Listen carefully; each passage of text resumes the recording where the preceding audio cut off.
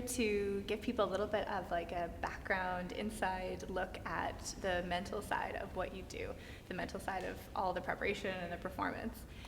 So maybe we could start out with hearing a little bit about what it is that you are doing at the moment, the challenge that's coming up for you. So competing for the 2020 CrossFit Games. So basically qualified last October, so I did, 7th in the world, into this year's CrossFit Games. And the plan was to initially compete in Madison, Wisconsin in August. And then obviously with everything that's gone on with COVID, then that got put back to September and then changed to California.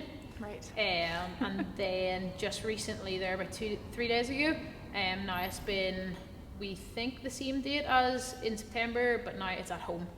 Wow. So it's kind of changed 3 to 4 times, and they've cut the field down and stuff from 100 athletes to 30 athletes. So right. It has been quite aggressive from kind of like March, April time up until now. But hopefully now this is us. We'll be competing in September at home. Right. And what is that home competition going to look like? We have been given no more details right. than that. So we've been told like there's going to be multiple workouts. We need to have access to a running track. They said they're going to give us an equipment list 3 weeks out from competition, wow. which doesn't really give us a lot of time to get stuff if we need it. Obviously, just with the whole pandemic and stuff, equipment's actually quite shy. But I'm quite lucky that I'm here, so we should be fine. But yeah, so 3 weeks out from competition, we're going to know what we need. So yeah, still quite all up in the air what's actually happening. Definitely. So what do you think have been the major mental challenges that have come along with this sort of crazy like roller coaster ride of changing events that have been going on for you? Like I think for me, like what my coach made me do at the start of the year was set out goals. Well, it was actually at the end of last year's CrossFit Games. We sat down after the games. He's like, right, what do you want? And I was like I want top 10 at the games. That's my all-time ultimate goal. And I was like, I want a podium at a sanctional event. I was like, I want top 10 at the CrossFit Open.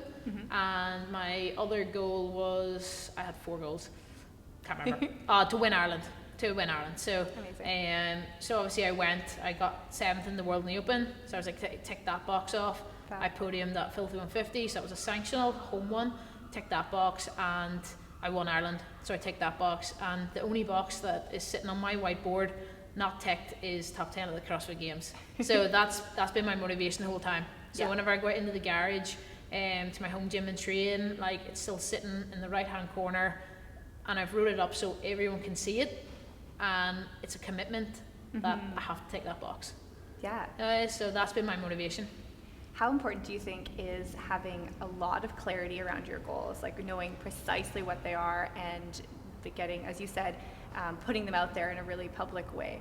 Yeah, like beforehand, I obviously never would have really had confidence in myself to put it out there. I think just now over this past like probably kind of 2.5 years, working with like my new coach and stuff, he's just like quite positive and he's very like goal orientated. There he is, and he's just like, just like trust yourself, believe in yourself. Like he trusts in me, which makes a big difference. Having someone else believe in you, and then obviously like I've so many people around me that believe in me as well. So over this last couple of years, I've just now started to actually prove the results, like nearly myself as well. It's like things are happening, and you're like, oh, maybe that's not a fluke. Maybe I am good at this. So yeah, it's just like nearly like proven results, then you start to believe in them as well. Yeah, like you need to have that positive affirmation to start to like really build that trust and belief in yourself. But there's a certain element of sort of just taking a leap of faith at the beginning, hey, before you have those results back it up. For sure. Like at the start, like I couldn't do a pull-up, I couldn't do anything, and it was just like someone said to me, here, you could be really good, and I was like, whatever. And then then it all just kind of happened like quite progressively from 2014 like onwards, and the results have been fairly consistent. So it kind of, I don't think it's a fluke anymore. No, probably not. At the start you do think it's maybe Yeah. this kind of set of tests suited me, but now it's like starting to happen online. Then at Filthy 150, it started in person for the first time ever. I got like third in a sanctional event against like two podium finishers at the CrossFit Games. So it was like maybe it's not a fluke anymore. Maybe I can perform on in person. Yeah. Because I would have been definitely a very good performer in my own setting. But now I've started to showcase it on the bigger stage, so now that just gives you a wee bit more belief. Yeah, No, it absolutely. does.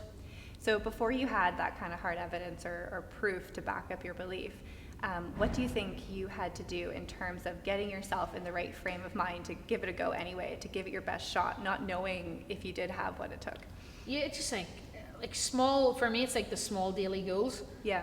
Like every day, like I come into my gym, I have my training diary, and I write down 3 goals every day for the day. Like it could just be, for me during lockdown, the main goals were hydration and eat enough, because I probably was under eating. Right. Just throughout the day I was like, oh, I'll cut the grass, I'm home. Right. Oh, I'll go see my mum because I'm home. And like, Yeah. you maybe went like 6 hours and you were like, I didn't actually eat today. So for me it was right, like just get the wee things right. And now obviously coming closer to competition, like the nutrition and hydration and stuff like that's just a given. So now it's like more like training goals. Yeah. It's like, right, make sure I get my movement done, make sure I warm up, make sure I cool down, and then it's like focus points for the session. No, it is as well. It sounds like you're really good at keeping things simple in a way, like just structuring things out so that you know step by step, as you said, all the little things that you need to check off in order to get to the end goal. Yeah. Big time. Yeah, we talk about that a lot in mental performance, the value of just simplifying things as much as possible and understanding all the small steps that you need to take that will eventually lead up to the big goal. Yeah. It sounds like you do that. So really well. I've had like a bit of help just throughout the years, with a girl, Jennifer. She's obviously just helped with piecing the things together for me, and she's obviously suggested the daily goals and just keep it simple, and just don't overcomplicate it. It literally is, it's like get out of bed at 7:30, and it's make sure you have your, like, so for me I always have my water bottle, 1.5 litre water bottle, so it's like, right, I need to drink 3 of those a day. Nice. So as long as I'm refilling that 3 times during the day and drink it all, I'm fine. It's like just do step by step, and it just becomes a habit. So she was very, very good at addressing those issues for me back in like 2017. Cool. Yeah.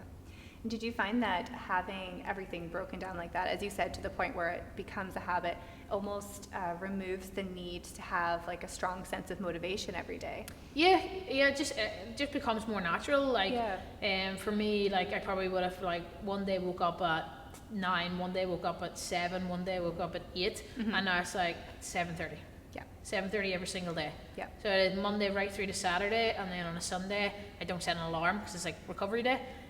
So it's just having like that structure. It's like the army. It's like you're up, you eat, you train, you sleep, you eat. And that's just kind of my day now. Everything's structured. Yeah. Are there any other sort of key habits that you have that you see as playing a really significant role to keeping you moving consistently? Like a silly one, but I love making sure like I have a cheat meal every week.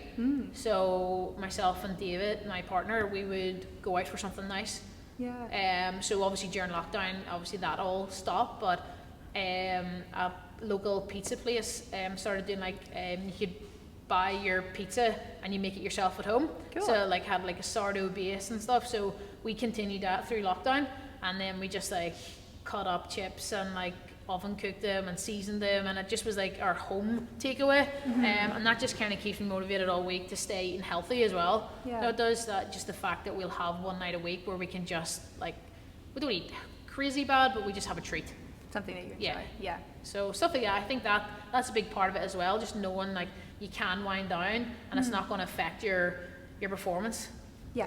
So just not hugely restricting yourself, or I think you have to have both sides of it, I think. Yeah. Do you do? That makes a lot of sense. The other part of motivation that we talk about a lot in mental performance is the why, sort of like the big underlying reason, or the sense of why what you're doing is so important, as being a really crucial component to keep people moving through, you know, crazy times like COVID, Yeah. where everything changes and there's maybe a lot of stress coming from unexpected sources. Yeah. So do you have a clear sense of what that why or what that underlying purpose is for you in what you do?